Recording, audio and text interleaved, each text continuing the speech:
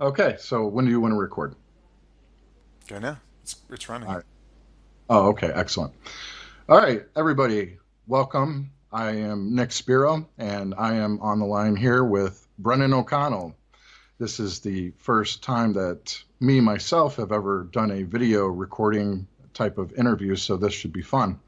We're going to get a lot of the bugs out of the system on future shows. Brendan O'Connell and I, Nick Spiro, intend on doing future shows together. And the work that Brendon has been doing and the work that I had done on Renegade Broadcasting, as well as years prior, I started doing radio podcasting back in 2008. I actually initiated a podcast called Black Sheep Radio, and my co host was Jonathan Azaziah. Him and I go way back. And we're going to get into what's going on with him. We're going to get into Brendan's high court case, what's been going on recently, and kind of get you up to date on Brendan's status and what we can do to help Brendan as far as contacting the different administration officials over in, I believe, Perth or wherever it is that we need to. Brendan will direct any type of information that we need to know in order to contact these officials. We're going to talk about the need for more street activism. We're going to talk about the Russian angle with Rosneft and Gazprom.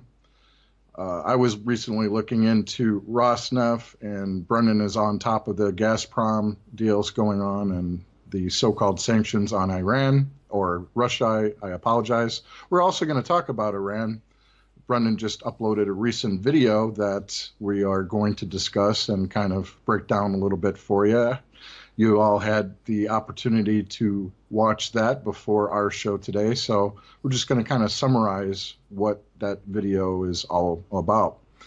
So, like I said, I'm Nick Spiro. I was a recent host on Renegade Broadcasting, and I got to thinking after interviewing Brendan. We didn't talk right after that. I was actually trolling Brendan for a while about the Unit 8200 after I looked more into the Talpiot program, and I think that is an excellent angle to tackle when it comes to Israeli high technology. I've been covering that even before I knew Brendan, and that's why this team that we're putting together here makes perfect sense because we're able to channel the information into the directions that it should go in a constructive way. So, Brendan, it's good to actually be on the line with you. This is a time that we should have been doing this earlier, but we're here now. We've been talking and going over a lot of different things. So, let's have you start off with your case in Australia, your status. Let's get into that real quick, and then we'll go into the other areas of conversation I brought up. Hey Nick, so we've ironed out a few bugs, but I think there's many bugs to go. Um, the current situation. Let me address my behaviour at first. I think people need to know that I'm smiling, and I have I was always getting in trouble at school for smiling. I get in trouble, I smile. I'm about to die, I smile. Uh, how can I say this? How can I say I'm okay, but I'm in dire straits? I'm swimming, there's sharks. I can't juggle. There's only very limited things I can do. I'm under a lot of pressure. Finances are always a worry, not just getting enough finances where I've managed quite well so far. It's the fact that the Australian government at any time could end any access to any money. So I've just got about 50,000 different things on my mind. I also find people constantly trying to divert me. I have to constantly repeat myself. I'm constantly getting inundated with garbage. I'm constantly finding people referring to my work and then talking about the white race ruling the world and trying to, in my opinion, associate my work with raving lunatics, trying to associate the case with raving lunatics. And I'm also having trouble articulating the case in general. The matter at the moment is my highest priority is not these videos, although I would love to do a show. My aim is the High Court. For me, the High Court of Australia is the pinnacle right now, whereby the matters of the case, including the interference of the Israeli state, which included the Israeli ambassador, Yuval Rotem, the Israeli Deputy Foreign Minister, Danny Ayalon, the Australian Foreign Minister, Stephen Smith, 35 local and federal members of parliament turned up for the Friends of Israel rally where they all attended, and 135 issued written statements of support. 2,000 people, 3,000 people attended, which would be the equivalent of 40,000 attending a similar function in California, which goes all the way back to 2005 and my work on the Collins class submarine and the procurement process for high technology contracts in Australia, and how they're all Israeli, they're backdoored, and the high technology sector that Israel is dominating right now. Now, this is such a huge matter. I'm the only person, there we go, it's doing it again. Sorry.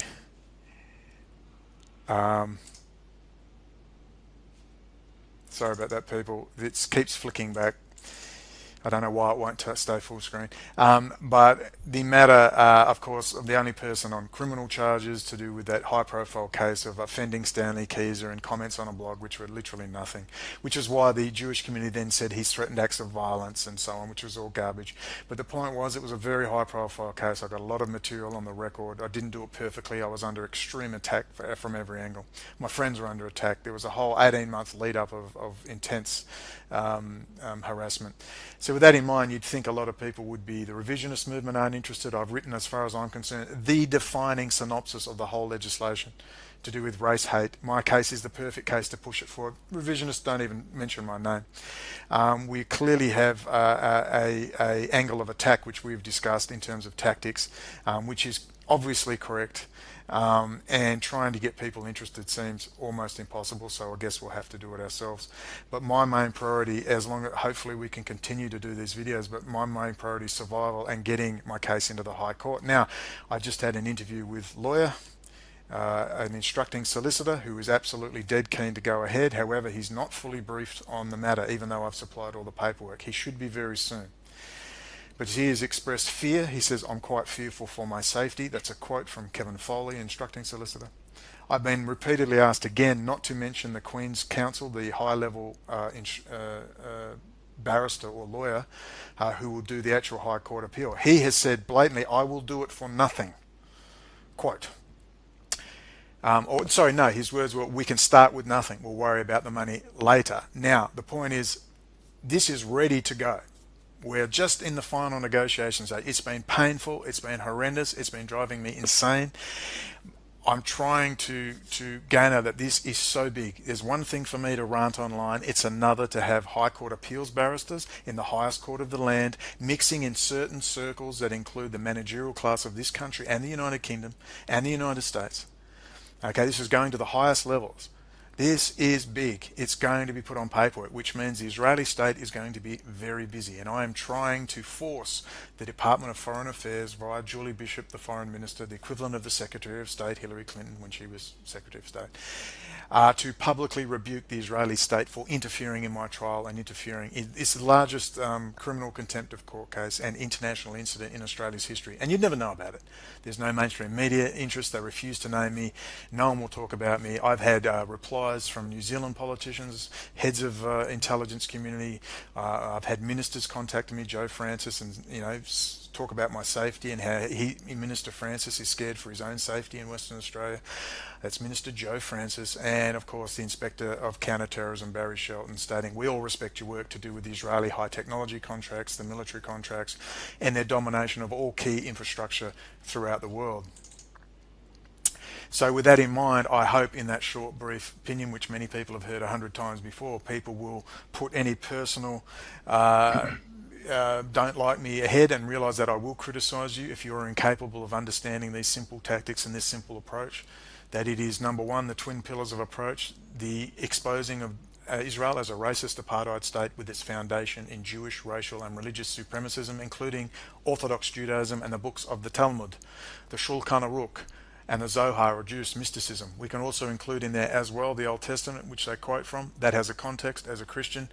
That book has a context with me, but it's extremely dangerous as well because of the repeated request to slaughter all men, women and children, which the IDF rabbis tell the troops to do as they go into battle. This is how religion, even if you're supposedly a secular Jew or a secular state, is infecting all levels of their society. That's the first pillar. The second pillar is the Israeli high technology contracts and their domination of all databases.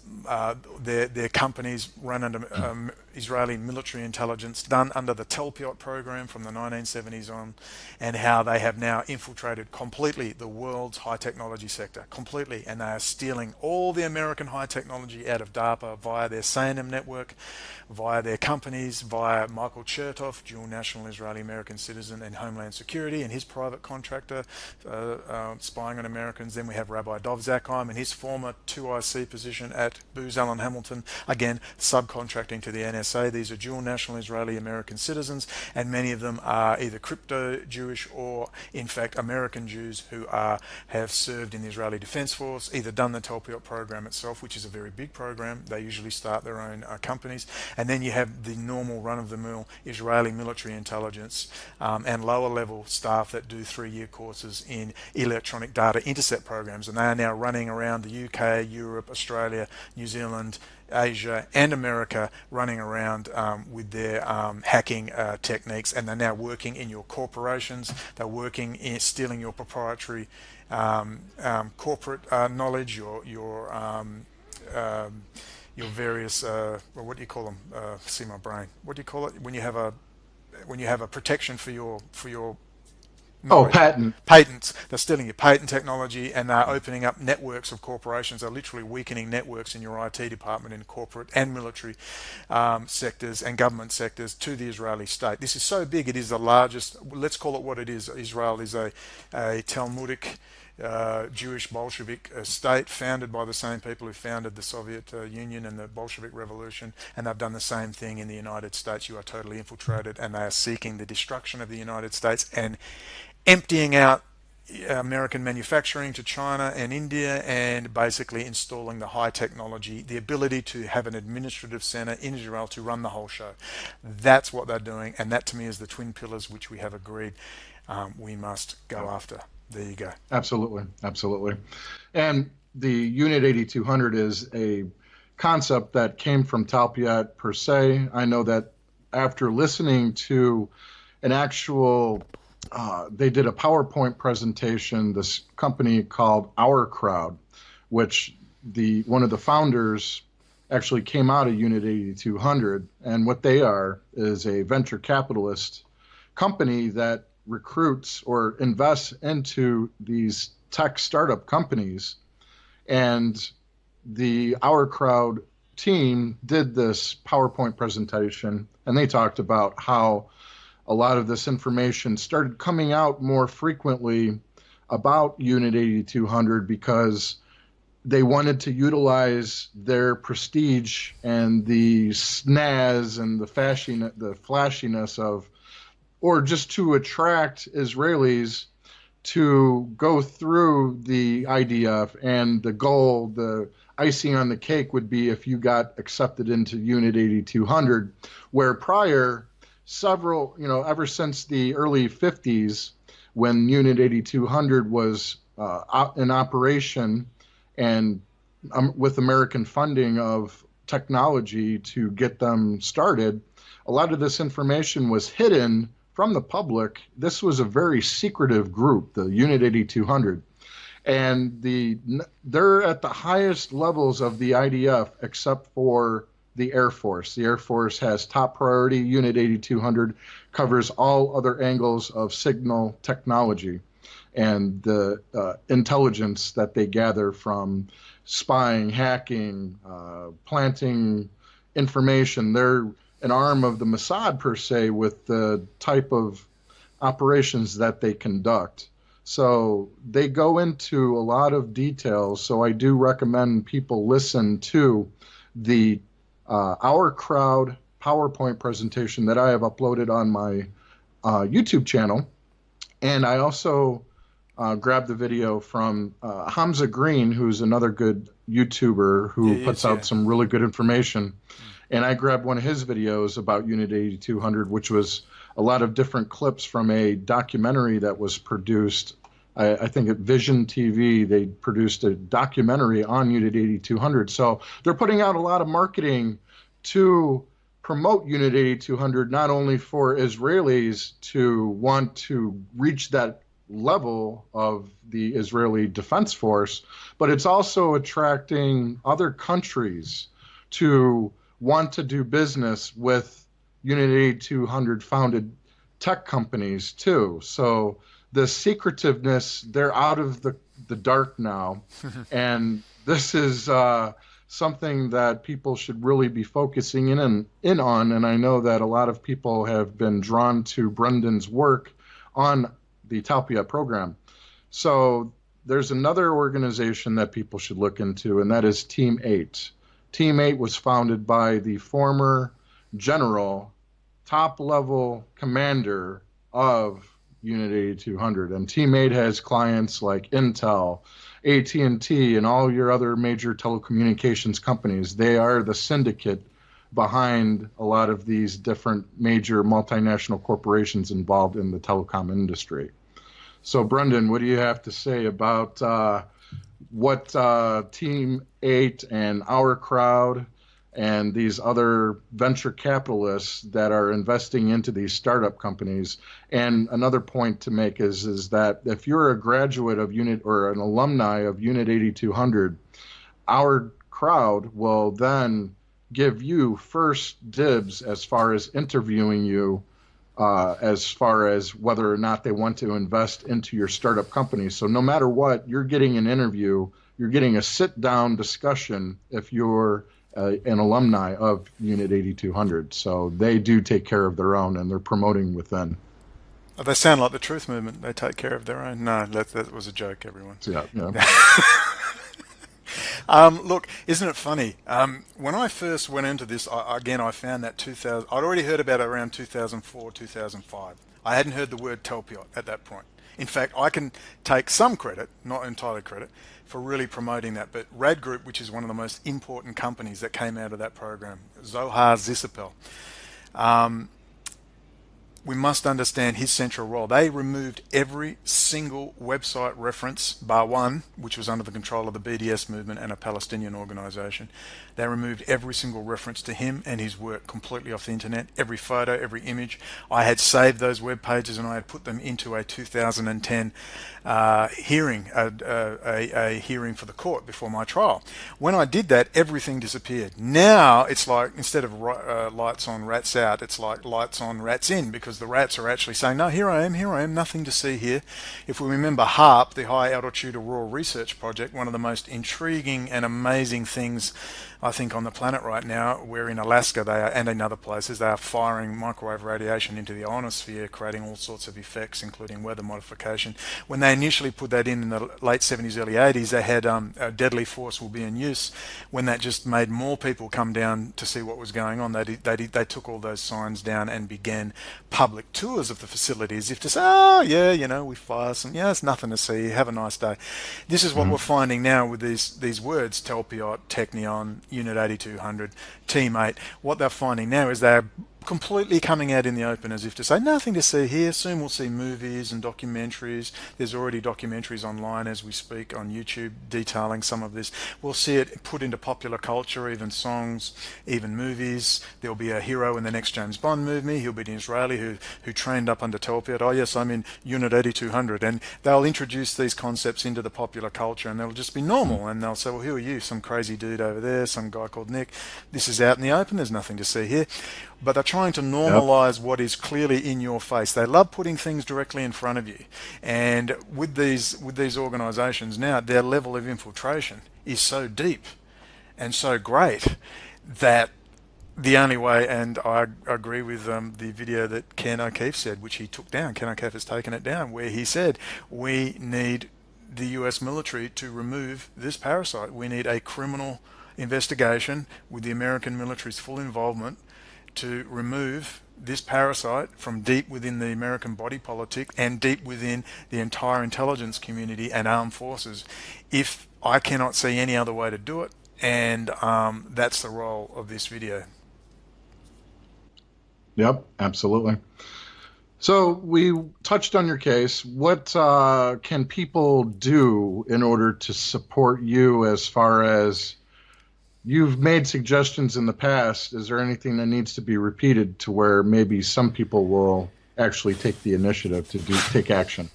Look, people, I've blurted out 1,000 times I need to write letters to the foreign ministry, to write emails, very well written, simple emails.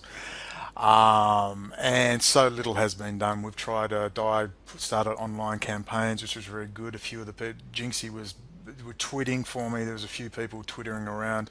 They've found their accounts are locked now. There's a lot of people I don't think there's a lot that can be done now. Other, if you can donate. I have about $1,000, but I have to go somewhere. I'm not sure where to go yet, so I have that to sort out after this video.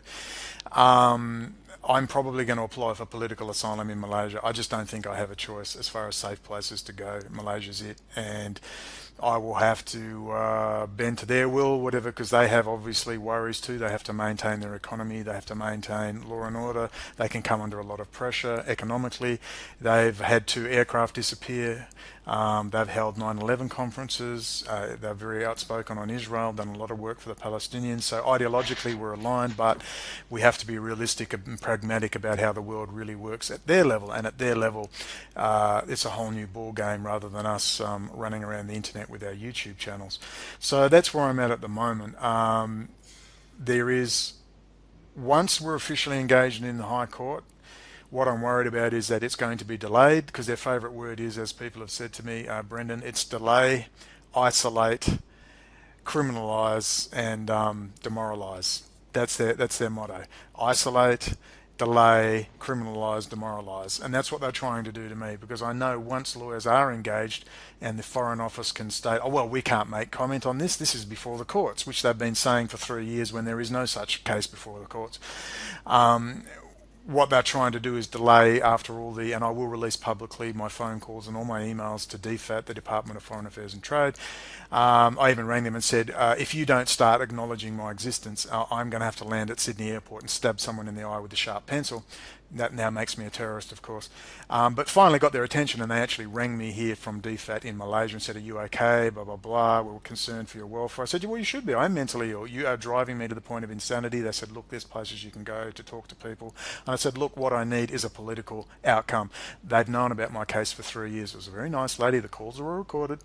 What they're trying to do is delay, wait for the lawyers to have an official engagement letter, and then they can say, oh, Bristow O'Connell, we can't possibly make comment about the Israeli state interfering in your trial previously, and we can't possibly give you any indication that we will rebuke the Israeli state. These things are handled quietly. But I've now had the instructing solicitor, Kevin Foley, state to me on camera, which with his permission it was recorded, the Skype call, say, I fear for my safety, Brendon, with regards to this, and I'm sure Mr. Morris will too. That's the Queen's Counsel, Senior Counsel, that will ultimately, God willing, who's expressed a strong desire to be involved in this case, and they won't be got at. It's vital that there is a public rebuking of the Israeli state, and that's what they're trying to avoid, of course. Now, that's where we're at. It's a very pivotal point. If you can donate, fine. I have about $1,000, which in the grand scheme of things is nothing. And at the moment my accounts appear to be delayed, but that's okay. No one's ever had money disappear out of the PayPal. If it's refundable, it's been refunded. But people understand my precarious position. If I lose my card or they cancel my account, I'm toast. I can't get money, and most people won't do Western Union. Also, really, it's raising the public profile. It's people who have IT knowledge utilizing software like mass mail-out software like MailMerge, which you can attach to the email client Thunderbird, and you can avoid spam servers. It will send an individual email to relevant media outlets, relevant members of Parliament or Congress or Senate. I would love to see, in fact, I have a little PDF document that you could use to take around to your recruiting stations. And again, I have to do videos on this. You can take to the United States Marine Corps recruiting station. You can talk to your family members who are in the armed forces or in the NSA or CIA or any government position and say, have you heard about this case?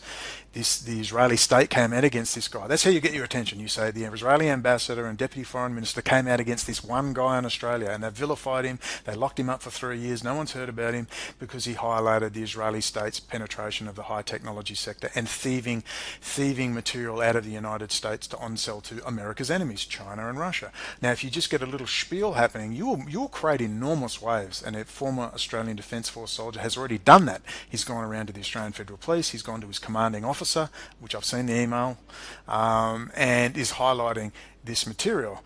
Now, these are the things that have to happen rather than another Facebook page or another YouTube channel, is people physically take material and educate themselves about this issue to the point where they can give a short spiel, like if you're a phone someone's selling, if you're into advertising and marketing, you can market this knowledge to specific managerial class within the armed forces, intelligence community and government departments, intellectuals at universities, or you can go down to protests or go to the Republican Party. Again, Robert Morrow, the guy who wrote the book The Clintons' War on Women, with Roger Stone, who has nothing to do with them and despises Trump, and has outed a lot of Republican and Democrat sexual deviants. You'll know who Robert Morrow is. Well, I've been in touch with him. He's looked at my work and he is moving that material through his contacts within the Republican Party in Travis County, Texas. So there are many, many potentially wonderful things to happen if I can just get a firm foundation and feel a little more support, and also get these big players who are ostensibly very cunningly avoiding mentioning what we're mentioning, and that is Talpiot, Unit 8200 and Israel's role in basically raping the United States high technology sector, and they are not saying a damn word. And people have said you are burning bridges. Well, you know what? I'll put a suitcase nuke on them if it comes to that, because very soon, I'd say in the next 6 months, Nick, we're going to find that those major players are going to start to be called out in a very major way if they don't begin this process. I agree. Now, do you have a compilation of all of the different email addresses that people can actually do this mail merge type of operation to contact people? I do. Some are out of date, though. They've already started. Before you could download lists, in Australia at least, you could download a list. I've focused mainly on Australia and New Zealand. But this is a task for someone. If you really want to help, here's something very boring. It's not very sexy. Get a compilation of European, UK, Australia, and American, it would be run into the thousands, media and political and universities that are relevant to this subject roughly, but certainly all congressmen, all senators, and all MPs in the UK, Europe and Australia.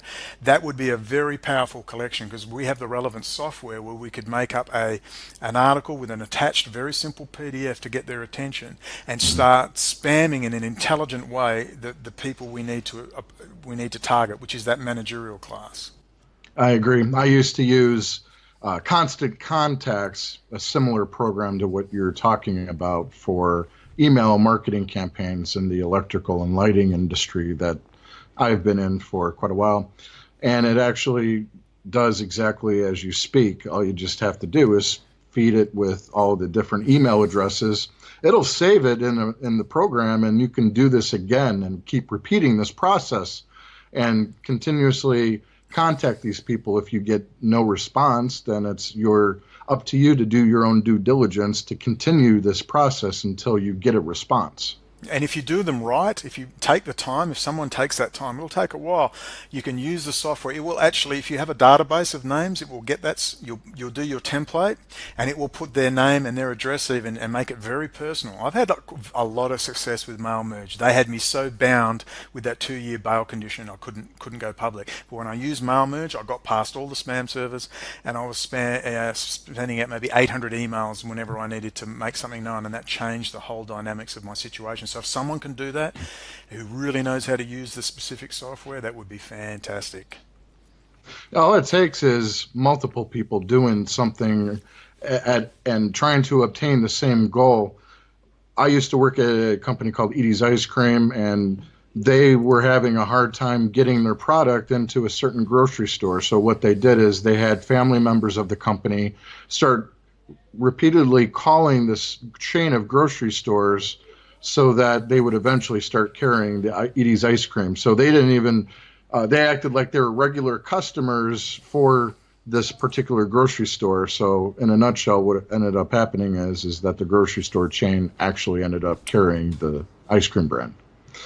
So Brendon, with your case, we might have to actually do something for another individual that you brought up in your interview, or not interview, but your video upload. Jonathan Azaziah has B'nai B'rith Canada on his ass now for his most recent music album, and a lot of what, or not a lot, but some of the things that were said kind of triggered the Jewish community, the Jewish mafia over in Canada, the Bronfman mafia crime family still runs Canada. And so he's fighting a hate crime, possibly. The hate crimes unit from Montreal Police have been contacted by B'nai B'rith Canada. We also know that Tony Hall has had issues with B'nai B'rith Canada, and we also know that Kevin Barrett has had issues with B'nai B'rith Canada. So it seems to be a repeating theme when it comes to Canada. What do you think about living in Canada? Probably not the best place, huh? I was about to say, of course, that's probably not a good idea, but I just thought, you know what? Someone should contact me because I'll tell you how you can use a court case to absolutely, in fact, it's a defense. If you start saying, sure, I'll go to court and I'm going to highlight Brendon O'Connell's case, I'm going to highlight Israeli intelligence activity, I'm going to use the term a lawful excuse, I'm going to use the term my personal lawful interests, I'm going to use the term public interest. See, the key with that legislation, which people might want to, one day ask me about, I don't know if someone's going to ask me about it one day maybe, is intent. So they have to prove a form of intent. Now that means state of mind is, and I'm telling you, I am the expert on this legislation. I spent 3 years in jail doing nothing but reading. One thing jails have is a very good library. And I read non-stop, and I had people, Graham was sending me in excellent stuff, Hansard debates, all the background, the philosophical application of the law, which is worldwide. They are planning this worldwide. So with that in mind, you could use the case. Not only has Jonathan himself just got some great free advertising for his album, if he was to say, I'm going to stand and fight, because I think they might be trying to run him out of the country, maybe then arrest him, or if Tony Hall, if Dr. Kevin Barrett wished to ask me, I say we instigate a court case, which is what I did. That's what I did. Operation Get Arrested. And I went to get all this stuff on the record. I've done all the hard work. I know exactly the legislation, how it's applied in different countries, and the actual arguments in court they'll use. What they're going to do is they're going to try and rate your added on evidence as to your intent and state of mind as hearsay. But the argument is sound, and you'll win a directions hearing that you could introduce all of that stuff. So you could introduce Dr. Steve Pachenik, Israel did 9/11. You could have the former head of the Psychological Warfare Operations Department appear as an expert witness, expert opinion evidence. If you won't come, you can use what already he's produced. And I'm just giving that as an example. So you could then introduce all of this material, because truth is not at heart. The truth of that material, it's intent. So what it is the reasonable person test. So if Jonathan Azaziza ever stood and fought, and I guarantee you, they won't touch him if he publicly said this is what he was going to do. If he publicly stood and fought, he could feed into the court trial process, all the paperwork necessary to show my intent. I was a little bit angry when I wrote that music. I was upset at all the dead kids. That was not my intent to incite. What I wanted, I'm a political analyst, I'm a political person. What I wanted was an end to the regime. And also, here's the background for the jury so they can ascertain my intent and state of mind. Here's the material I'm taking in. Okay, so now that you see the material, now the truth or non-truth of the material is not at heart, so it's not inadmissible in terms of its hearsay. It's not hearsay. What they're ascertaining is the reasonable person test, that a reasonable person on taking in this information may well lose their temper and get very emotional. But their intent is not an irrational hatred of Jewish people. Their intent was to promote knowledge of the incredible criminality and outright psychotic behavior of the Israeli state, and the fact that the vast majority of Jewish communities around the world are tagging right along with it. That is the approach you take in the court. It is a winner, and I hope one day some of these people, these experts, these revisionists might actually ask me a few questions on it. I doubt it's ever going to happen. Well, that's why we put this on the record, so then eventually people can see it, and it actually could plant a seed for people later to where they might actually start asking more questions instead of acting like they're experts on different aspects of revisionist history and whatnot, where, it's nice to look back at the different events of history. You and I have talked about how there's the Hitler worship or the Putin worship, and a lot of them are these expert revisionists that want to dissect World War II. And I think that we need to start focusing in on the now, to where the now is the Israeli domination of the high-tech sector and the Israeli supremacist mindset of religious and race, as far as a lot of them also believe in their own holy books. It states that when their Messiah comes in their holy book, that they were entitled to such and such amount of goyim slaves, Gentile slaves, to where, this is, even if you're not a Zionist per se, it's still in your holy book. So if you're a believer in Judaism, this is what your holy books talk about. Well, even the Old Testament says, you are a lion's cub, O Judah. Your hand is on the neck of your enemy, O Judah. The scepter meaning earthly rule. The scepter shall not depart from Judah until the obedience of the nations is his. He says, you will lend to many nations and borrow to none. That's in the Old Testament. And by the way, slaughter everyone you find. That's in the good book, the Old Testament, the Jewish Tanakh. So, which everyone says is the Christian Bible. Well, it's half of the Christian Bible, but it's matched masculine, feminine, the unholy, horrible, uncompassionate application of the law with the feminine mercy and compassion. And that's the balance, masculine, feminine. Well, hey, that's why it's called a Bible. Whoa. Bi meaning two. Well, the LGBT community should get into it too, then, in that case. But well, that's another thing there, Brendon, with the LGBT community, the LGBTQP B, whatever the hell other letter they're going to add. Get your acronyms right. The rainbow itself is something that people really need to look at, and it ties into the 7 Noahide laws. That is a symbol for the Noahide laws.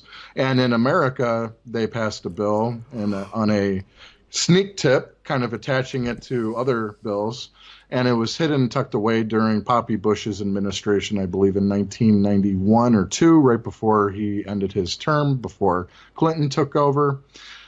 He did pass a bill to implement the 7 Noahide laws in America, and I believe that is the goal for the rest of the earth, while the Ashkenazi, the upper caste system, the Kohanim, I believe they're called. And you also have the Levites, who are just below the Kohanim, which they have a caste system in Israel.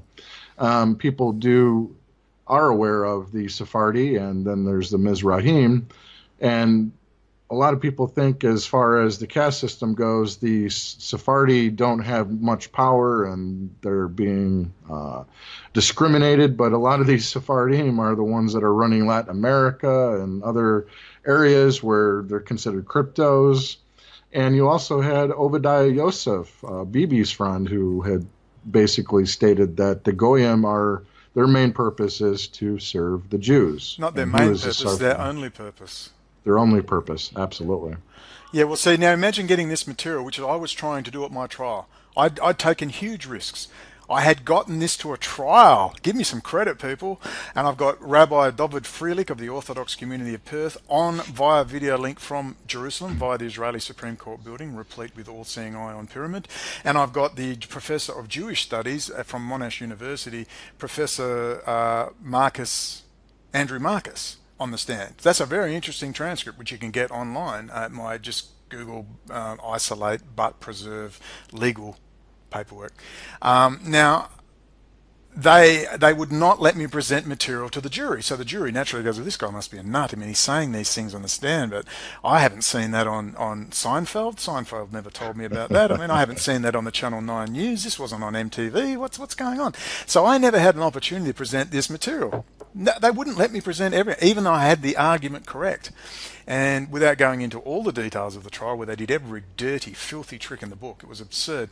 If you are able, and I have all the legal arguments down pat with precedent, that you can have a hearing, you don't wait for trial, you have a directions hearing on the presentation of evidence. That is inadmissible hearsay evidence normally, which then comes under the legislation itself, intent. So imagine getting all that material. Imagine if Jonathan, I'm not saying he probably should run, but if someone in Canada, I think a Tony Hall or a Kevin Barrett is perfect. I think we should encourage Kevin Barrett to actually provoke them and go to Canada and get arrested and go to trial.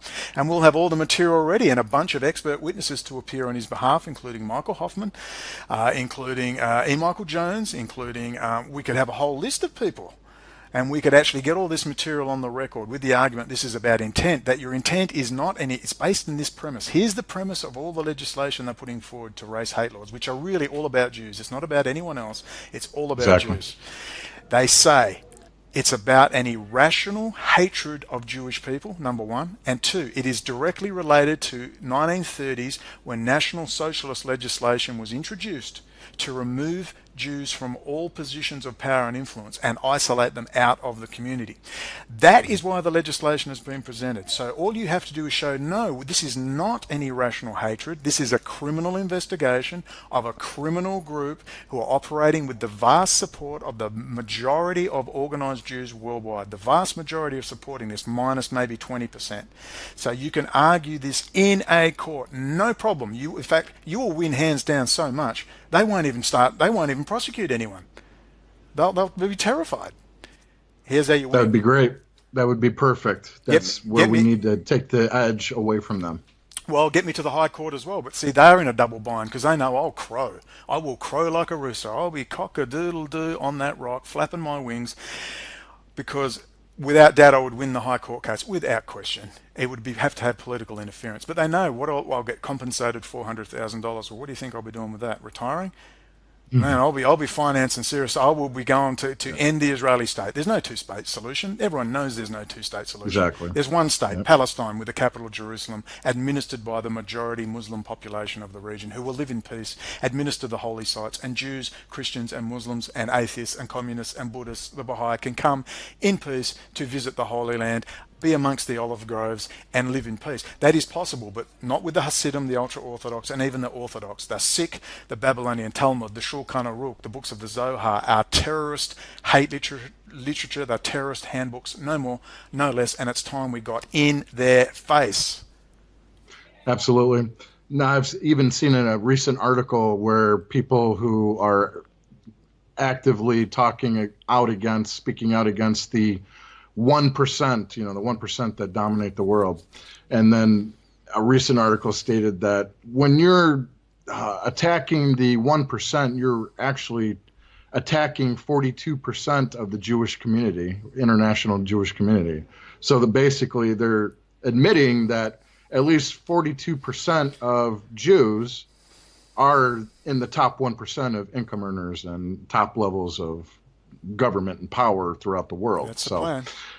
Yeah. Find an archive, find a public library, find a government library, find anywhere there's an archive, paper, data, there they are, every time. Yeah, and what you need to do is start utilizing the information that's coming directly from the horse's mouths.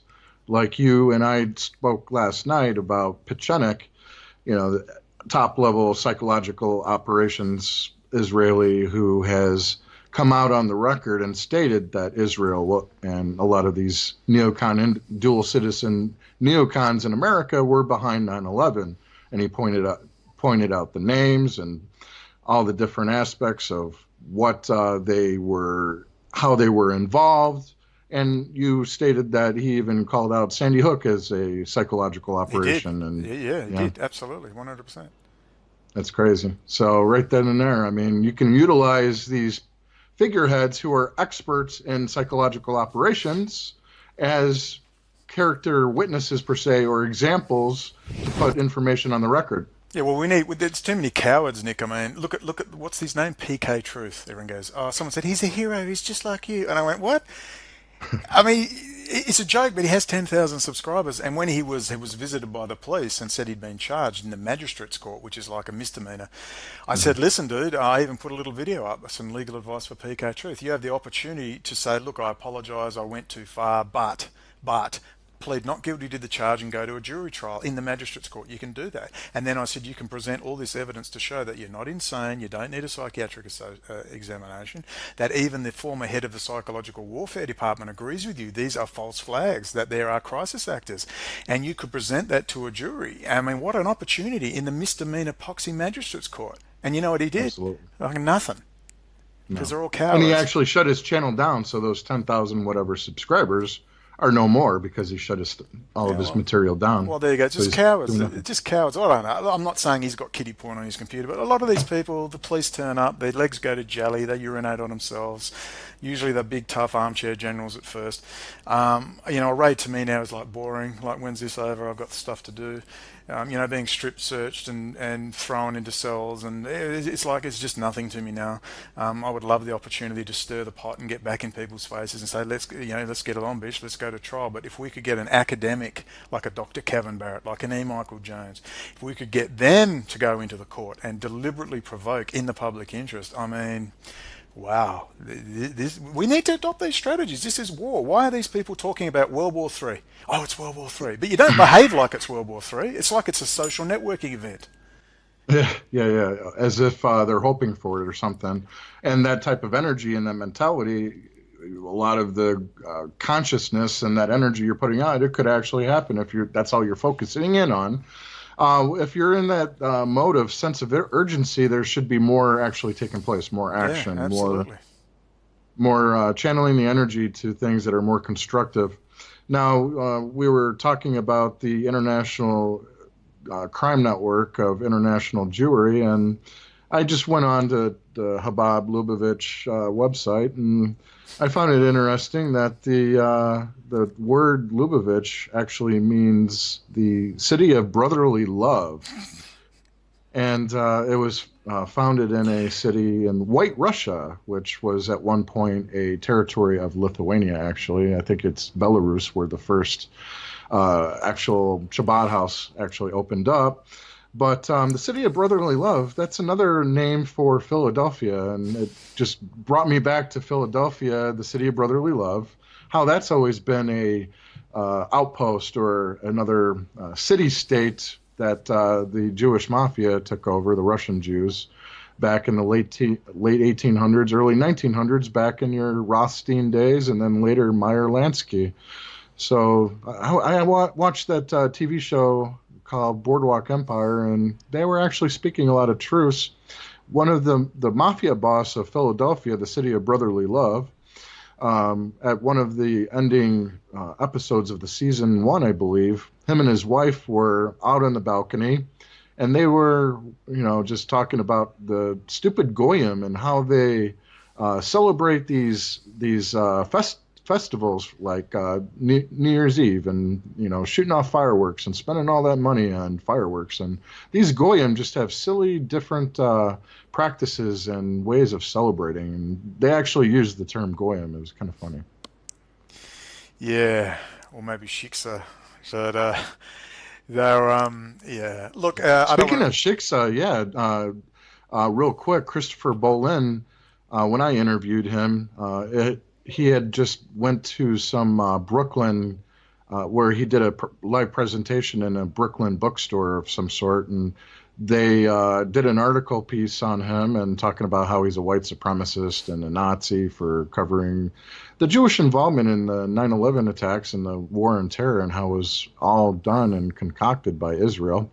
And his name, when he was actually married to a former IDF soldier, when he lived in Israel with her at his grandmother's house, at her grandmother's house, he would get insulted, and he would constantly be called the male version of a shiksa. I forgot the name of it. Like, yeah. Yeah, look, So he wasn't respected. there is some intrigue with Bolan to a point, but I think his work is so profound and so well done. And he obviously had a lot of help. He's just taken a lot of other people's stuff and put it together in a package. And good for him. He's probably he's the main guy. He is the guy. And I hope he will integrate in, really soon, certainly within a few months or 6 months, this Telpiot knowledge. He's already touched on MITRE, which was an Israeli company Yeah. intimately involved with 9/11 without question. I'm sure there's many more. Variant, which do all the data intercepts for DEA police, including the state and federal police in Australia. Promise Software, which is worth a documentary. I mean, if we ever get a chance to settle in, Nick, I'd love to do a documentary on Promise. That's a 2-hour doco right there. PROMIS, which is software databases for the law enforcement, which was stolen off an American couple and taken to Israel. All of these Israeli companies and the high technology sector is vital into understanding their power and how they can target, blackmail, bribe, and of course control databases, gain information on people, control, as we said, kill switches, cause trains not to run, electricity grids and all sorts of problems, infect hardware, software. The Stuxnet virus, I mean, there you go, that's a classic, how they infected millions and millions of USBs and thumb drives, knowing one day someone from Iran was going to plug one into Siemens controller units. Yep. The levels they will go to are incredible. They've got the core infrastructure, and that's why it's so important. So if Christopher Boleyn will integrate that into his excellent presentations and even get some good video editing with some really professional graphics and some good professional editing with long versions and short versions, maybe get a couple of chicks with large brown eyes to do some presentations. Sorry, but sex sells. I mean, there's a whole, advertising and marketing, you've got to get creative. And Brother Nathaniel Kapner does a very good job in his 3 to 5 minute videos. And we, at some stage, need to get our information into a really good solid package. We need a Leanne McAdoo, we need a crazy Alex Jones, but we need them to talk about the right things. Absolutely. I'll be Leanne McAdoo if you want. You can be Alex Jones. So yeah, these companies that you referred to that were involved with 9/11, they were little known startups that were started up by Unit 8200, like Converse and Nice, and there's another Converse one that is was huge. I mean, Amdocs Converse. Yeah. I mean, they do all the Amdocs, billing, yeah. all the billing for all the biggest telcos around the world. Yeah, All of and then the Stuxnet virus was also developed by Unit 8200 as well. God. Yeah, so These how did people are everywhere. how did they get? Who owns the thumb drive factory? Guaranteed, same people. The hardware. Now you've got, I mean, the Intel chip fabrication factory. That should be worldwide news, known by everybody. So you have the top research and development CPU factory in the world. It's more advanced than the one in America. All the latest chips are designed there. This is incredible. And hardly anyone even knows about it. 2006 they built it there. Now they've hardware backdoored everything. Yeah, instead of Intel inside, I like that logo Israel inside. And they even brag about it. But that was a gift. I mean, from what I've been told, and some people made some comments, that most of the technicians there are Americans and they don't have a clue what they're doing and they're all incompetent anyway. And it's like, well, maybe to a point, but, with all those Russian technicians coming over them. I mean, imagine this. There's Russia, the enemy of America. Russia's building up, and there's all these Russians who aren't even Jewish running the high technology sector of Israel. Thanks for coming. I mean, this should be front page news in the papers. Front page, front and center. Who's going to admit to it? Well, obviously we have to do it. Yeah, that excellent video you put together about Bibi and Putin control Trump, I believe the title was, and you showed different screenshots of articles showing that a lot of the Russians that have come over to Israel to migrate and integrate, well, actually, a lot of them aren't actually integrating, and a lot of them aren't even Jewish. They are, none of them. Yeah. What you're saying is that they have, what you showed was that there's this separation of the Russian Christians or even the Russian Jews who don't even integrate and intermingle. They have their own separate societies per se. And they don't even mix. A lot of Israelis say they're too scared to go into the Russian areas.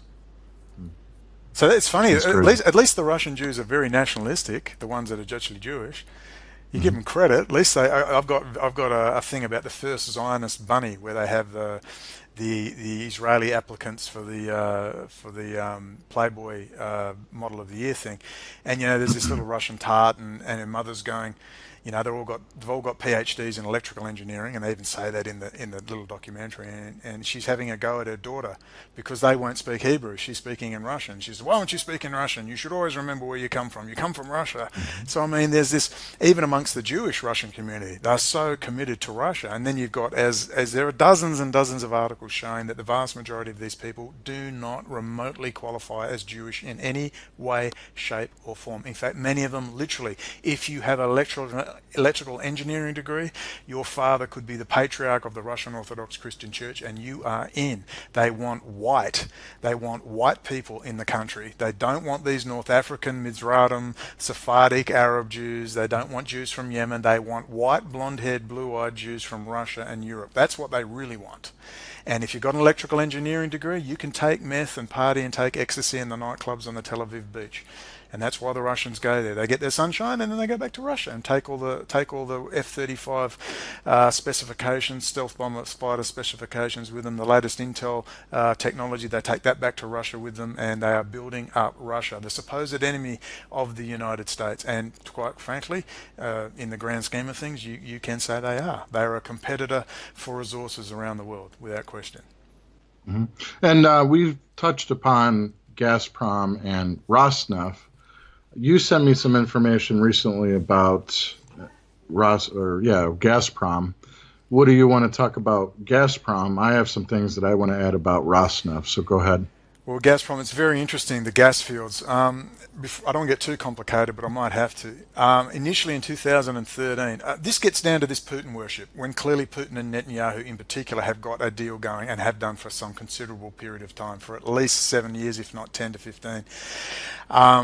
What they're doing is Gazprom is developing the gas fields. Now, people will say, no, that's changed now. That's a lie. In 2013, they signed a 20-year contract to transport liquid natural gas via ship and the specific technologies that would be required to remove it. Now they claim, well, that's not on. Well, there's nothing to show that these contracts have been null and void. And what you have now is Delek, D-E-L-E-K, is the main Israeli contractor who owns 60%. There were two. They've now merged into one. The other 40% is Globe. Is it Globe, the American company, which has strong ties with the Trump administration? Did you, in the email you sent me, you mentioned Noble Energy out of Texas? Sorry, I meant Noble Energy out of Texas. Thank you. And it's quite clear, number one, they are lauding these gas fields, as they usually do, a miracle. And it's according to scripture. So the usual over-the-top dramatic garbage they spew forth. Those gas fields are a dud. The gas fields are in huge deep water. They're extremely difficult to get at. They're extremely expensive to run. They're running a very expensive top pipeline to Europe, which will provide less than 10% of European gas needs. The gas requirements out of there are 20 times less than what Russia is providing.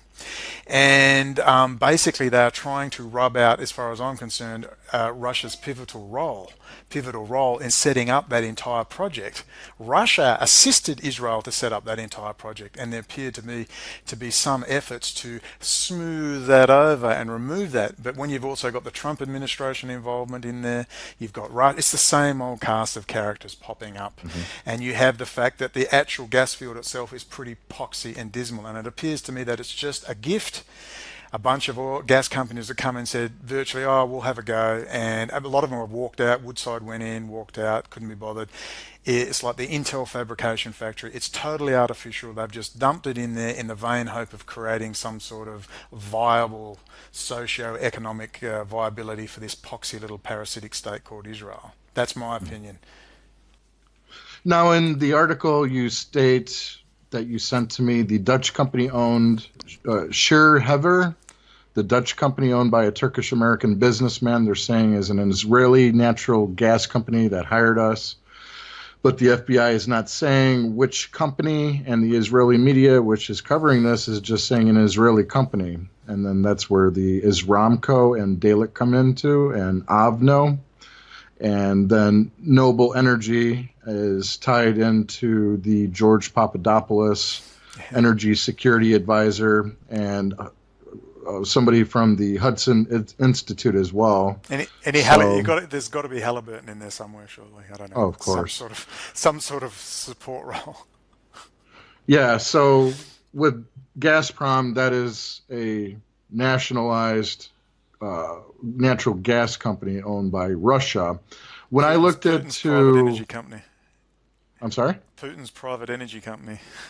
Right. So then when I looked into Rosneft, the petroleum side of things, a Putin-owned and controlled petroleum company, and what I found is that British Petroleum actually has stock into Rosneft. So if this is a nationalized company, how does British Petroleum have any ownership of Rosneft? Well, and then, sons of the City of London. Sons of the City of London. Netanyahu, Trump, Putin, it's the same sons of the City of London, all coming from Dracula's castle every time. You mean those Transylvanias, those Oh yeah, Nazis the that Alex Transylvanian Jones talked Nazis, about? the Luciferian Transylvanian Nazis that are running the whole show. And of course, let's throw Rouhani in there as well, and the Rasvanjani crowd. Now, more sons of the city of London. Yeah. And we were talking about the MEK last night Mm. with our buddy from the UK last night. So there's more information that we're going to cover on future shows that we just need to kind of outline and have it more presentable. And another thing that I noticed with Rosneft and Gazprom is that the most recent FBI director that Trump has nominated, I think his name is Christopher Cray, and that's Kray. He represented Rosneft and Gazprom from his law firm. So there's nice another nice connection. Not only did you have Michael Flynn, who sat and had dinner with Putin for the RT dinner gathering, Oh, there's no you also connect. have He's got no connection with any of this Russian stuff, man. yeah, It's all perfectly normal. Nothing to see here. It's all, as Alex Rex Jones says, it's all a setup, man. It's empty. Rex Tillerson, Russian Man of the Year, I think in 2015, and then you have the what was he gonna say? Oh man, there was Paul Manafort. That's who I was going to It bring up. goes on and on. I was covering Paul Manafort before anybody because when I was looking into Donald Trump's nefarious connections before he was even nominated as the Republican nominee, before he defeated Hillary Clinton, I was looking into Roy Cohn, the nefarious lawyer who worked with McCarthy for the anti-communist hearings, and who actually derailed McCarthy for actually accomplishing things. And then Roy Cohn eventually became involved with these different sex operations that the CIA and Mossad are known for by compromising people with having them on videotape and compromising positions by having deviant sex with whatever, children obviously as well.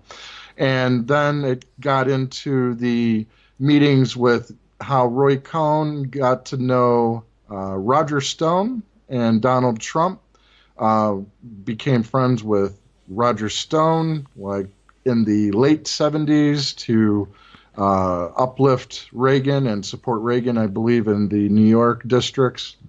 So Roger Stone had a BMSK lobbying firm, and Paul Manafort was a part of that lobbying firm. He is the M in the BMSK lobby firm, one of the most notorious lobbying firms known in recent history.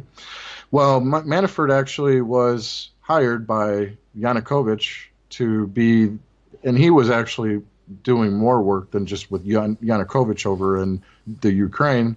He actually was the PR director and lobbyist for Yanukovych.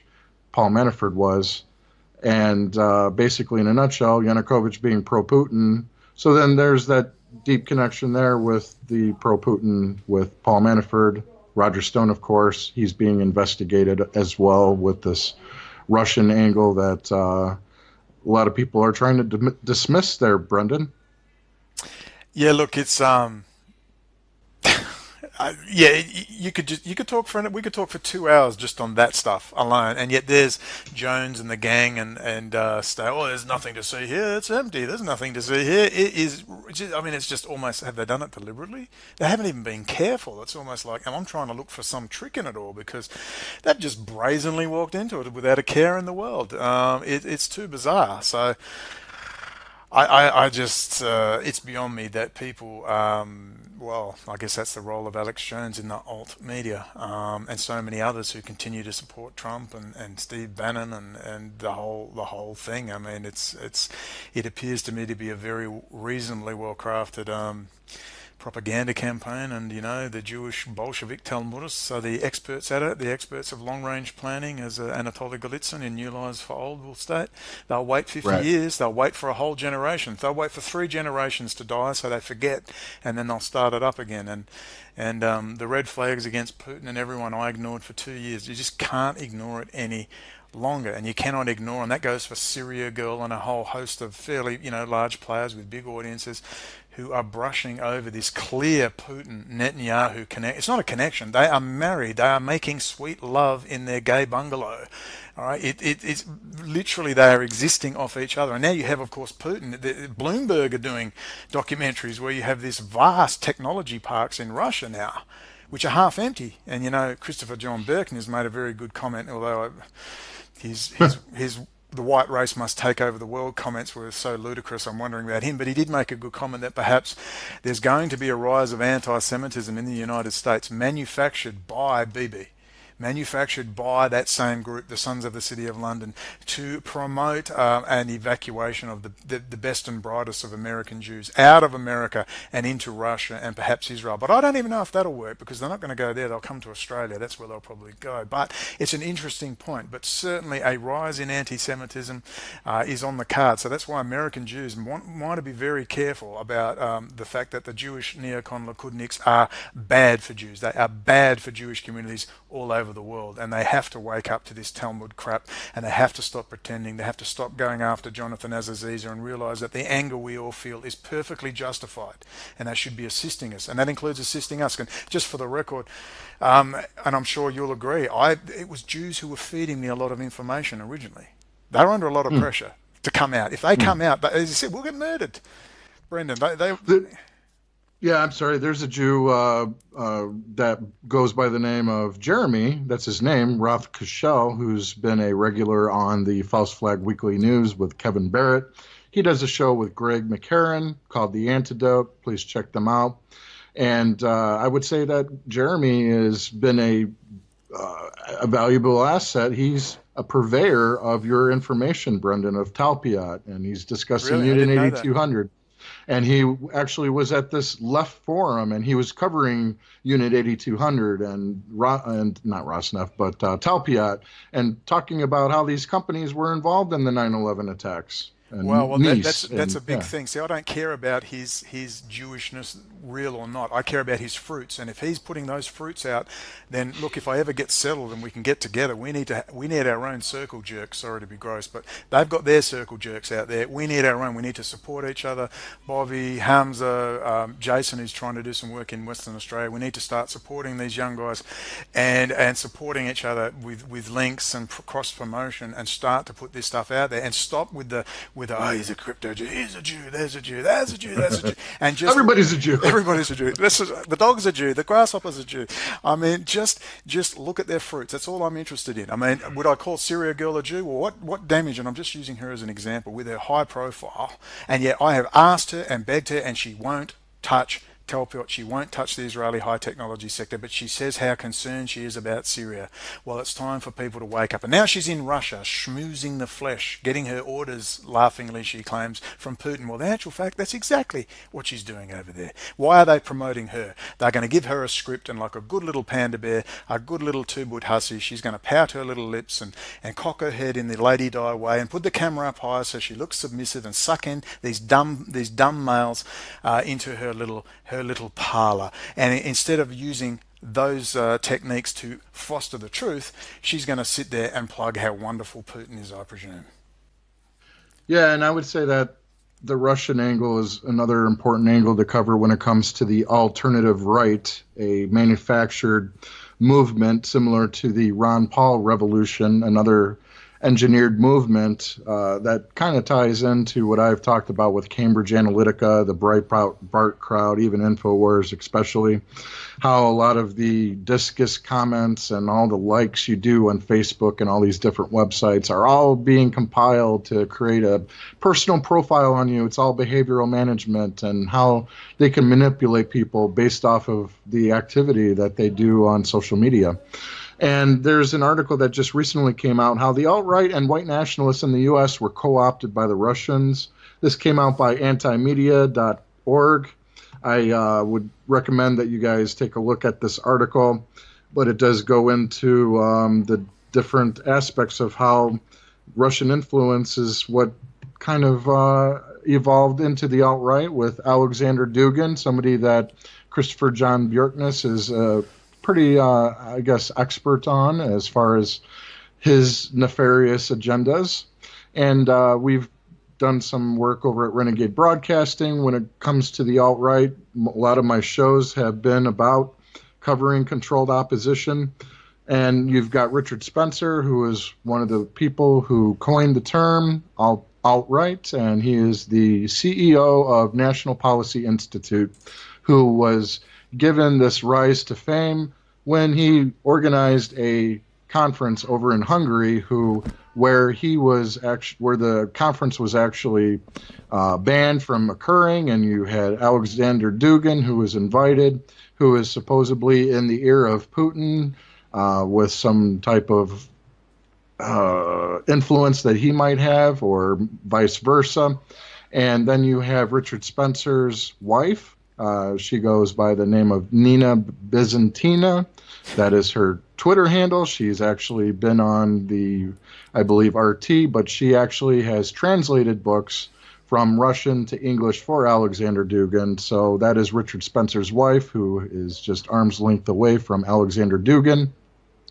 So there's this connection to the alt-right with Russian influence. So take a look at that article. I don't want to get more into it. That is a show within itself.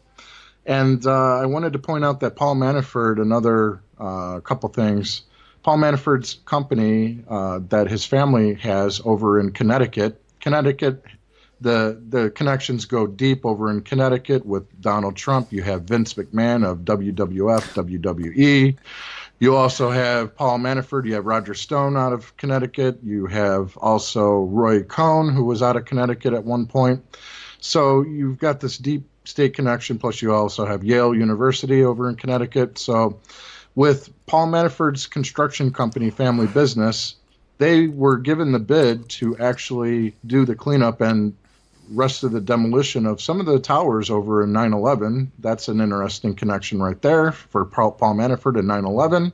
And you also have Paul Manafort's construction company called Paul Manafort and Sons, I believe it's called, out of Connecticut, who were so nice that they offered their services to demolish and clean up the Adam Lanza house over in Sandy Hook. They just like to help. Just like to help. Yeah, they were just so generous to offer those services. So then they can save money and build a new high school or elementary school or whatever in the Sandy. I forget the name of the town. Newtown. You sound cynical, Nick. Are you cynical? Yeah. Yeah. So yeah, you can even go on Manafort and Sons website. They've got a brochure of all the different jobs that they've completed and were awarded, and it'll show the 9/11 cleanup, and it'll show the Adam Lanza article that was. It's another miracle, like an Intel chip fabrication factory being stuck in a war zone, and gas fields stuck in a war zone, and just these gifts just seem to appear, and that appears to be another one of those gifts of coincidences, as a divine providence maybe. But yeah, when you start looking, it's one connection after another, and I mean, we're trying not to be mentally ill here, and you try to keep your distance and have a good hard think about it, but it just doesn't end. It's like the same people. Yeah, what's up with Rosneft and Gazprom? They're supposed to be, they have sanctions on Russia, don't they? So how does BP have ownership, some stock into Rosneft, and Gazprom and Rosneft are still engaging in American politics when you've got this nominated person who's going to be the FBI director probably, who represented them. And then you have the connection with Rosneft. They're starting to lift oil from Libya right now. So there's where the Libyan oil is going now. They're going to Rosneft. Oh, look, and you know what? When you start to look into the oil and gas industry, it's fascinating. They're doing stuff everywhere. The Sudan, and you think I thought there was peak oil, my friend. There was no more oil. Remember, we're all running out of oil. There's no oil. We're doomed. There's more oil than they can poke a stick at. But what was interesting too, there's another big company called Schlumberger, which is based in Norway, and they were doing a lot of sanction busting with Russia and Iran. And if people were to look deep, they might find out here in the heading from the London Guardian, it says where there is oil and on gas. There was Schlumberger. Who's even heard of them? It's ubiquitous in fossil fuel operations across the world, has more staff than Google, turns over more than Goldman Sachs, and is worth more than McDonald's, yet you won't have heard of it. Meet the oil world's most secretive operator. And that's by James Ball, ironically, who was the guy that worked with Julian Assange originally. But it goes into some details about these shady, I was going to say little companies, which is so shady big companies that are operating. And I mean, there's even a fellow Jew, a fellow Polish Jew who's lived most of his life in America, but originally escaped to Israel or occupied Palestine and went to America. Mr. Grinberg, Grynberg, Grinberg, gas would have been cheaper if I found it. And he's had a go. He's a Colorado oil magnate. Jack Grinberg is suing Israel, charging Yitzhak Tshushiva was favored because he is an insider. What he means, he's a neocon in bed with Netanyahu. And this guy says, I could have pulled that gas out at $2.50 a thermal unit, not $5.50 a thermal unit. And there's gross overpricing. It's expensive to get in the first place. It's incredibly deep dealing. It's a gift to Israel. It's not even really viable in the grand scheme of things. And then now they're trying to sell that gas to the Israeli state itself. And even Israelis are saying, no, it's too expensive. There's a huge hoo-ha going on about those gas fields.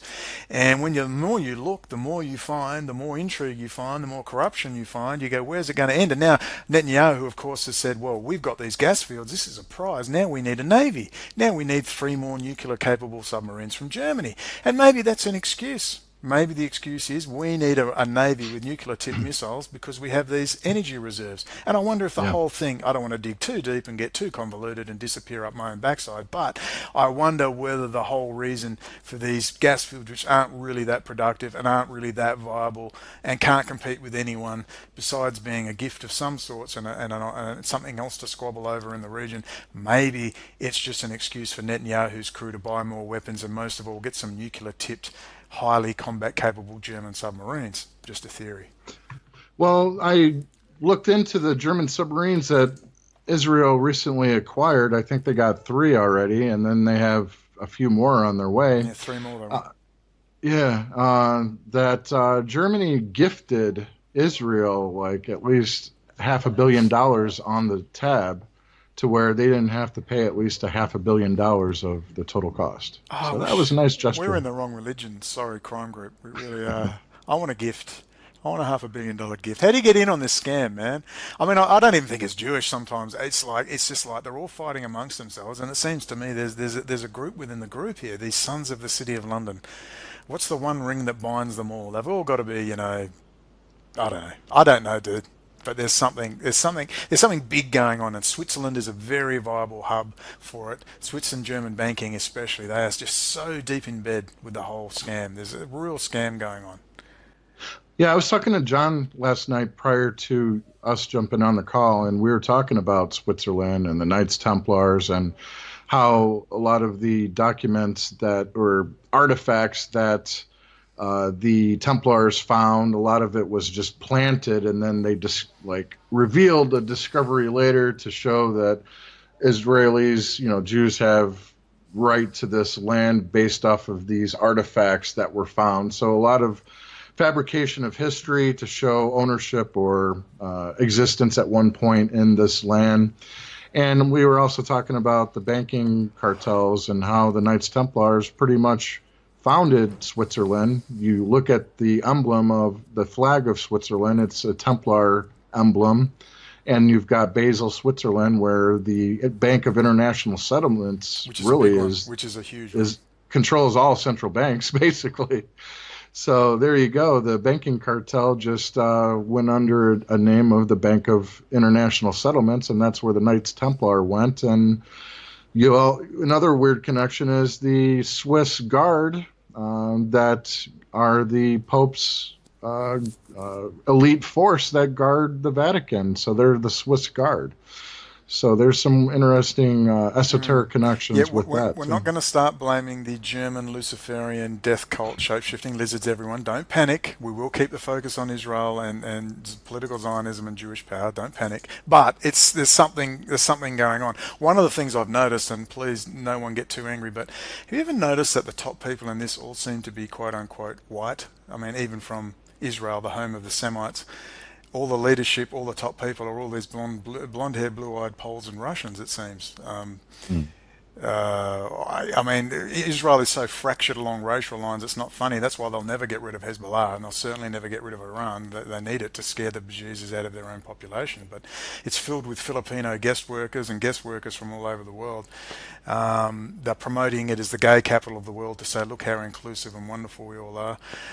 There's just something that's beyond the Jewishness that's going on here, and I don't know whether it's just the Jewish habit of, Jewish powers habit, sorry, organized Jewish habit of morphing, that will literally shapeshift into whatever they feel is required to get past this current phase of the operation. But it's certainly camouflaging itself at the moment, the Israeli state, in a certain garb, and it's just that Switzerland appears. When I went to Iran, I noticed how heavy the influence of Swiss and German banks was there, and how that ISIS was largely being funded out of funds coming out of Switzerland. That I think all of their sons of the City of London have their bank accounts in Switzerland. It's probably say, look, if things go south, you've always got Switzerland to keep people on side, because Putin's in big And trouble. there's a reason why Switzerland has always been neutral in all these world wars and all these different battles that have taken place in Europe. So, yeah, they're untouchable. And speaking of untouchable, there's a faction called the Sovereign Military Order of Malta, where every CIA director has been knighted into this order. And you even have Henry Kissinger and Bauer, the Rothschild, the original.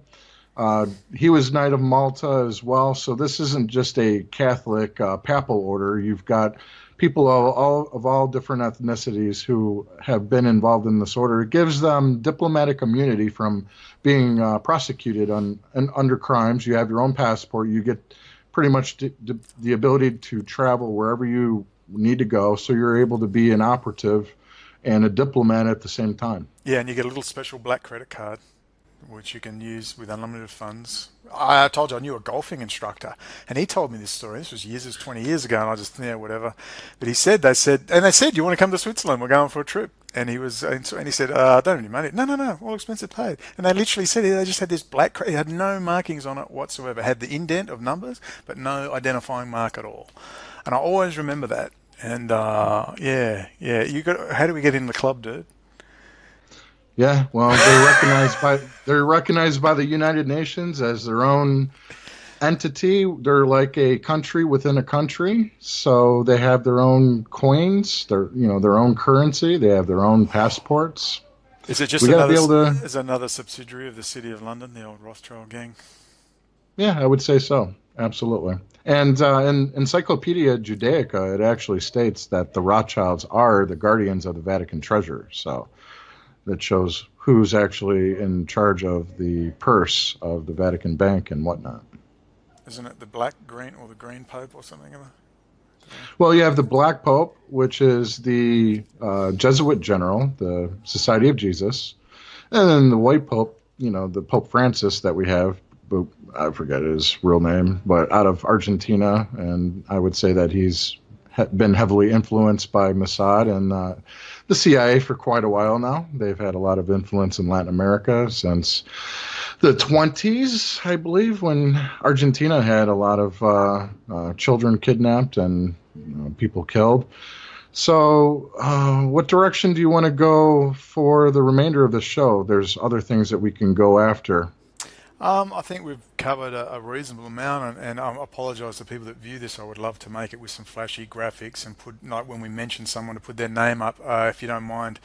I've just got to pop it straight up as it is. I just don't have the time or the energy. I have to focus on paperwork for other things and work out where the hell I'm going next, and what I'm going to do. I guess that's about it. I just want to reiterate that that the worship, the lack of objectivity with Putin and Russia, Trump, Netanyahu, and Iran.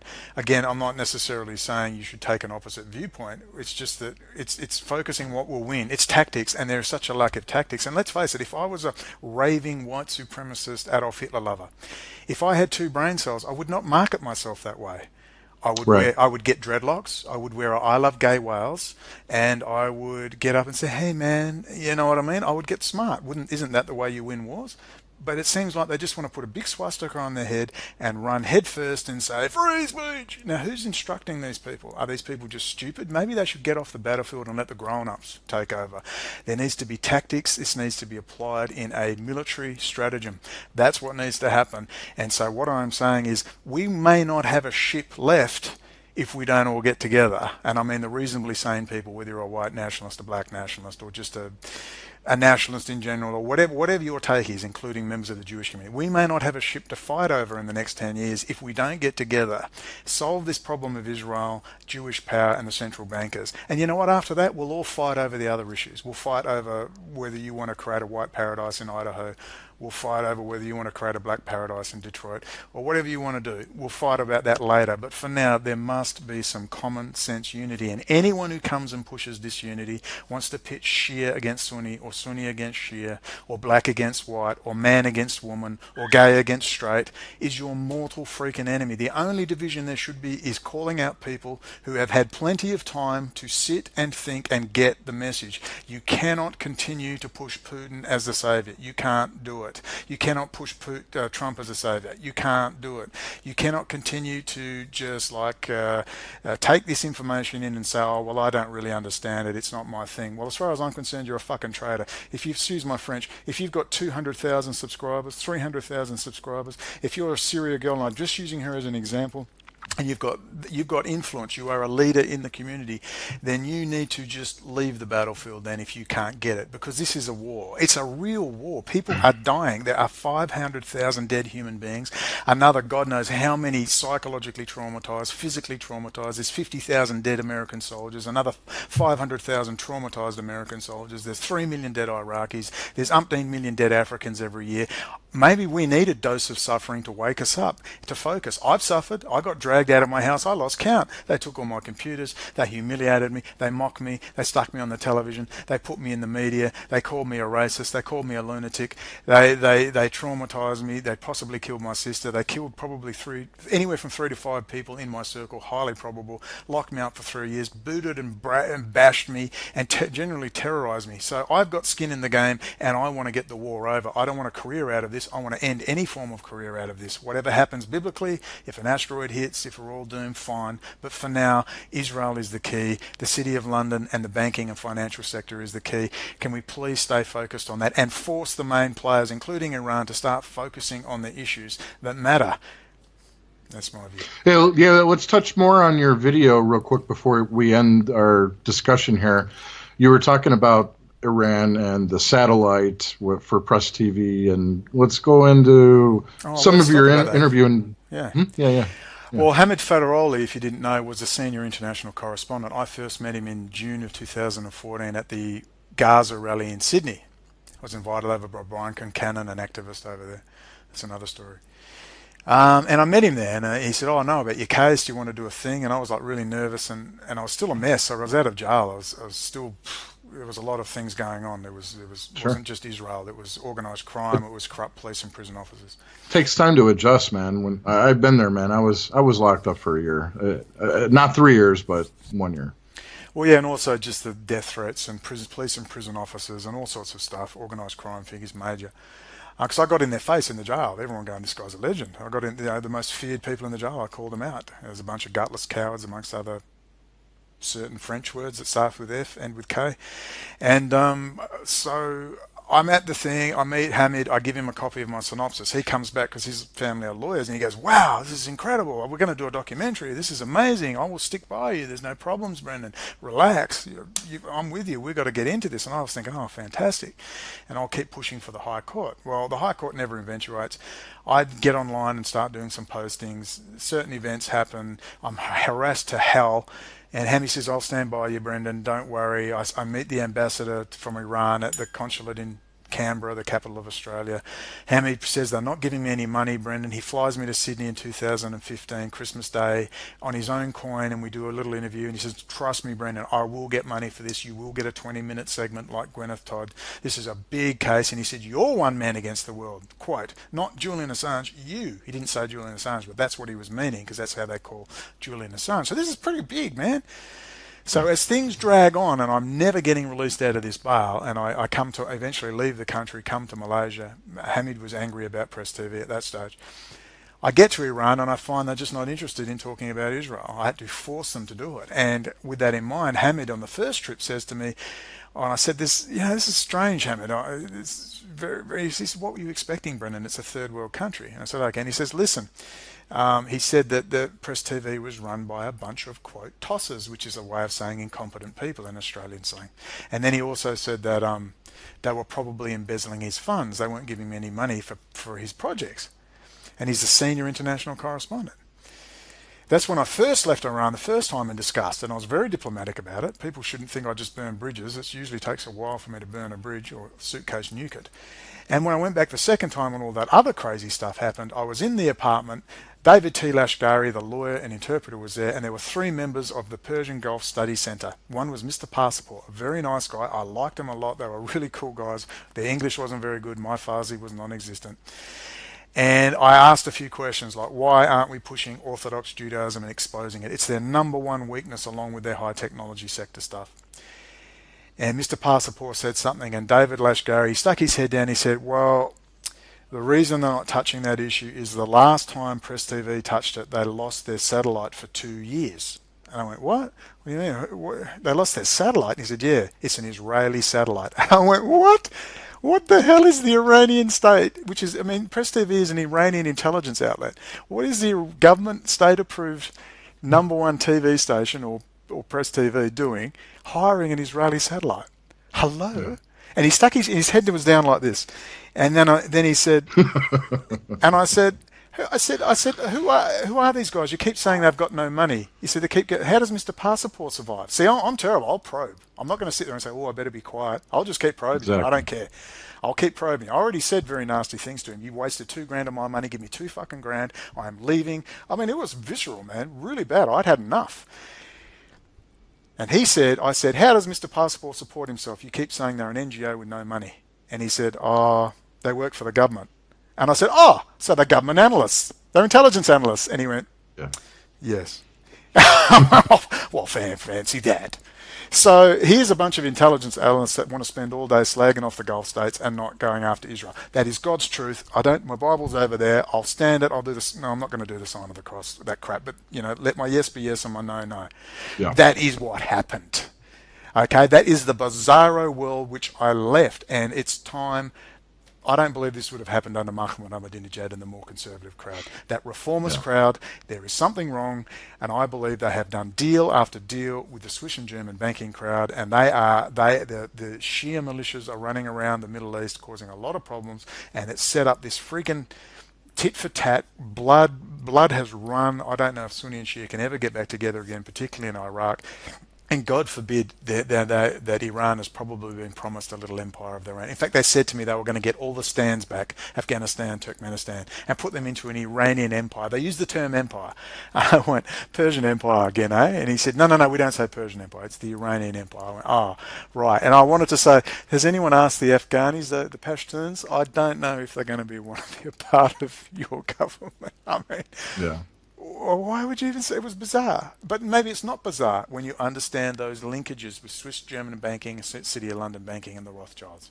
They've got everyone. Maybe that little turban that Rouhani puts on his head, he's not even a Muslim. Maybe he's a quasi-Talmudist communist Knights of Malta or something. If we look hard enough. I mean, they said he's best friends with Jack Straw and spent 6 years in Scotland. Maybe he's a Scottish Rite Freemason. How about that? Yeah. I had a question that I didn't cover with you when I had done an interview with you a few months ago. James Packer from the Brett Ratner, James Packer, the Rat Pack. That's a Hollywood production company who've produced movies together, along with Steve Mnuchin from Dune Entertainment. They've merged and produced movies together. What do you know about James Packer? I know a lot about James Packer. James Packer's the wimpy, lefty, slightly pathetic son of Kerry Packer. The Packer family are probably one of the most notorious and most famous media moguls in Australia ever, even more than Murdoch locally. Packer was the most powerful media mogul in the country for a long period of time. His father, Sir Frank Packer, was also a legend in the media world. When Kerry came along, he took a $600 million fortune and made it into the billions. And many speculate, in fact, I believe it's true, he worked with Jewish mafia don Abraham Saffron to bring heroin into the country in the late 70s and early 80s. My grandfather was best friends with Packer's personal pilot at this time, and he had a string of cattle stations, and all he ever wanted to know was, what are the roads like, what's the airstrips like, and they were running it in through their string of cattle stations. That's not necessarily so pretty well known in the region. The National Crime Authority labelled the code word goanna, and if you look at Kerry Packer, he looks like a goanna, didn't inherit the best looks from his family, and claimed he was involved in money laundering, drug trafficking, murder, gold bullion and extortion, all sorts of things, which is all true. He was a very intimidating man. I knew someone who met him once in a lift, and this man said he was the most... His presence, he's a big man physically, and he said, "Oh, I'm in a lift with the little people." That's what Packer says, in a lift with people in suits he doesn't even know. That's such is his arrogance. He's notorious. He's notorious for his gambling. Packer then moved away from media and sold off the Nine Network to a company out of Liechtenstein. And this was also the media company that went after me the most viciously when I was first arrested and charged. In fact, they performed a gross act of criminal defamation upon myself, which they will get eventually a lawyer will get onto that. And we're talking a big payout there. So Packer is obviously an ASIO agent. He was sexually compromised, as was his father, by Abraham Saffron, who I've done a video on. If you look up Trump is compromised by BB, 100% pedo, you will see Abraham Saffron's role in compromising politicians, police commissioners, you name it. He reminds me of the Roy Cohn of the day. That's exactly what he is. Exactly what he is. Yeah. Exactly what he is.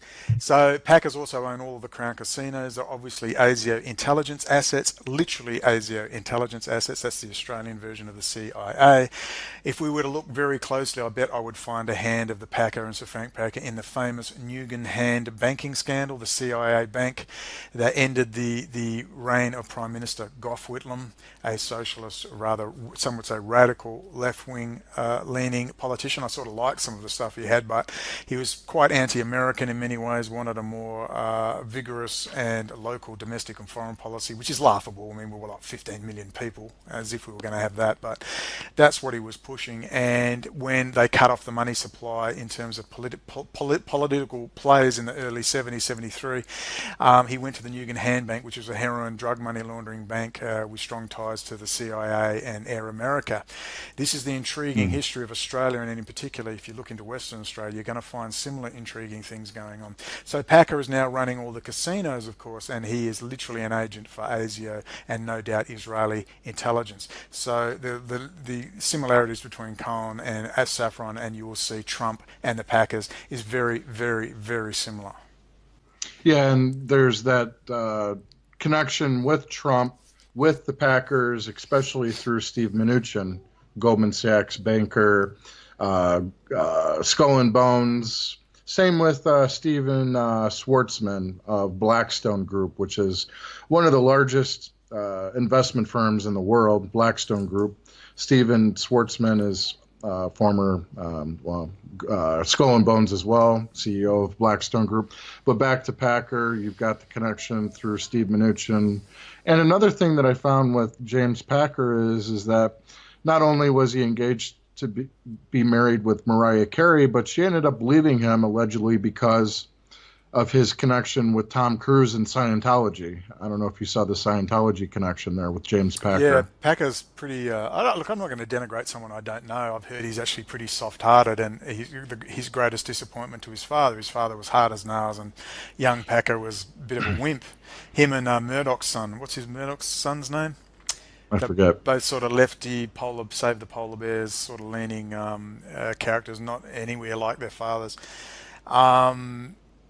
Certainly there's been drug use and all sorts of things going on. I doubt he's a kiddie fiddler in any of that sort of sense. The Scientology, I don't know. I sort of like some of Tom Cruise movies. Oblivion was excellent, very anti Jewish power. I agree. There's something very, very strange going on. Perhaps they've made a coming down off their drugs one night, they made a few admissions on the Scientology. What did they hold the polls or something? Maybe they made a few admissions about their past or something. I don't know. Well, it But ties into what you were saying with a lot of the ancient Judaism ties in with UFO, kind of that angle there, and it's all tied Scientology in, also all of it. has that as well. The Watchers, the Yeah, if you Nephilim. if you go deep enough, it's all Orthodox Judaism is pure UFO theology. The elite Orthodox Jews, the families that are some of the elite families, I'm telling you now, it's all UFO theology, all of it. Whether you're a Church of Jesus Christ of Latter-day Saint Mormon, whether you're a lot of Christian sects, some of them Muslim, Sufi mystics, there's even Muslim groups, even communist groups, and certainly Freemasonry, 100%. It's UFO theology, and that ancient pharaonic Egypt with the ancient mathematics, with you see in, is it James Cameron or Ridley Scott? I think it's James Cameron, Covenant and Prometheus, the spin-offs of the Alien Mm. series sci-fi. Yeah. The Nephilim, the giants that fell to earth and mated with the women. This is the Jewish Old Testament. Ezekiel on the banks of the Chebar River, and the great thunder and the dust and the amber glowing thing with the dome. Ezekiel's will, and they Ezekiel. even say that the thunder and all the sound and light effects that was Yahweh talking to Moses on the Mount Sinai or whatever. Yeah. That was obviously some sort of UFO too, as well. While it was, probably this from the shuttle Enterprise was landing, Scotty was jumping out with Captain Kirk. I don't know, but look, read it. You know what? The Old Testament finally made sense to me when I read it that way. The battle Yeah. that was in heaven. They had a battle in heaven. You know, the Cylons versus the humans or something. They crashed to Earth. Yeah. So there's many things. Look, I don't get into it that much. I don't care, but I'm just telling you, it's what they believe, and Exactly. with the talk of in Revelation, where John the Revelator is in his cave in Patmos, the island off the Turkish coast, and he has his visions, and he says that the New Jerusalem descends from the heavens and picks us up, takes up the 144,000. Mm-hmm.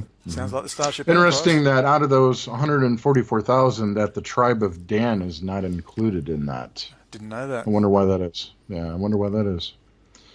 So, Brendon, anything else that you want to touch upon? It's been a good discussion, man. Well, we went very David Ickish then, didn't we? Lord have mercy. We better Towards stop the end, that. yeah. Let's just don't talk Uh, about the Germanic Luciferian death cults. Then we know we're in trouble. Or the they're all part of the Vlad the Impaler yeah, bloodline the there. Transylvanians are running the whole show via Prince Charles and Jimmy Savile. But look, man, look, that's great. This is not going to be flash, but one day, if I can ever settle somewhere and we can do some work, we'll do some major damage. And like I said, we can all disagree. We can be. I'm actually a very civil person, but if you jerk me around, if you're going to just tell whoppers and behave like ridiculous, I will let you know. Give my regards to Jonathan if you hear from him. Obviously, I had some pretty nasty things to say. Maybe I was a bit nasty, but again, I can't tolerate this Iran worship. That's why I can never work with Jonathan. That's unfortunate. He's a rapper. He's popular culture. He could do a lot of damage, but that's the way that is, and that's the way it is. But Yeah, just because we yeah. dislike, or not even dislike, I don't wish him, dislike him personally. It's just his views, and you can still. We don't have to hate each other or say I can't speak to you because you talk to that one, and I can't speak to Hmm. you because we can just agree that there is an enemy and they need to be taken out and finished off. Otherwise, the whole planet is going to plunge potentially into a very highly technical dark age. That is possible, and we need to fight that. Yeah, yeah, absolutely. And with Jonathan, if things work out and he's able to manage to leave Canada without having any issues, he'll eventually be in Chicago here with me. And you probably remember Naveed Converse, who put together a lot of the script for Missing Links with All right. Mike Delaney. He did the first section of the documentary and did the voiceover in the first section of Missing Link. He lives in Chicago, and I do have Nancy here and her brother, Palestinian connections here. So I've got people here to actually put a dent into what needs to be done out here as far as street activism goes. There's going to be some activity out here pretty soon when everybody is able to collaborate. I don't really particularly like Converse or Naveed in a lot of his thinking. He's one of the Trump train worshipers, but at the same time, I'm still going to try to be in his ear and talk about the things that he needs to hear in order to jump off of that and think of himself as the one who needs to take action and not rely upon people like Trump to fix whatever needs to be fixed. So I'm willing to work with people like that on a basis where in real life we can actually do street activism. And I also see the possibility, if you are not able to reside in Malaysia, the potential possibility of you sneaking past the LA security and making it over to Chicago, I possibly have to too. do I have to do a Ken video, don't there, and go F the TSA. Maybe I'll get through then. I don't know. I think I might have to chop a few heads off or something, and then say Allah Akbar, and then work for Israeli intelligence. Maybe I'll get a free Site trip in there. intelligence. You can work for Rita Katz and be in Yeah. one of those beheading videos. Yeah, maybe I'll get in then, but you never know. Look, I mean, if push comes to shove and I have to go back to Australia, I may as well get deported. So I may as well very peacefully try and get. I mean, I'm a friend of the United States. I believe in the U.S. Constitution. I believe in the. I want to keep the United States, for all its sins, for all its faults, as a dominant power in the region, but free of this racial, religious supremacist nutcase cult, so that America can retain some of its former glory. It wasn't perfect, but it's the only president under Eisenhower who ever came out and said, "Beware the power of the military-industrial complex." One of the most incredible final speeches. And Kennedy, for all his faults and his deviancy, his incredible speeches that he's done. I mean, there's still a vestige of that incredible constitutional libertarian thinking in America, and I don't want to see that lost. I'm a friend of America. I mean, I would love to be in America. All the Americans tell me they want to leave and go to Australia. Well, I said, we'll swap, because you're where it's at, man. You're the last stand.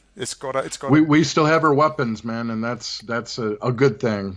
In the Constitution, we do have that right in certain articles that stipulate that if government is at that point of corruption, that the militia has every legal right to take these people to trial and take over the government again. Yeah, well, God willing, that will be in conjunction with the good, because there's lots. And let's always remember that although the institutions are corrupt, and it's very frustrating, we're sick of it. And I hate the WA police, but I know I met so many good WA police. I've met good intelligence people.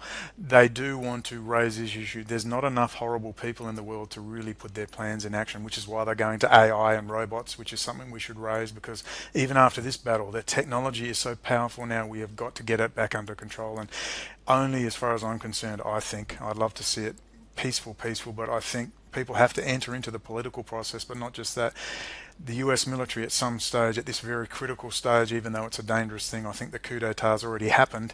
All the US military will be doing, and there's enough good people within the military to restore the American Constitution and start the trials happening of these people, the arrest and trial. And now we'll need the assistance of the militia. And I've said over and over, I have problems sometimes with America and some of the things America does, but remember, it has been infiltrated, it is infected. It's not America.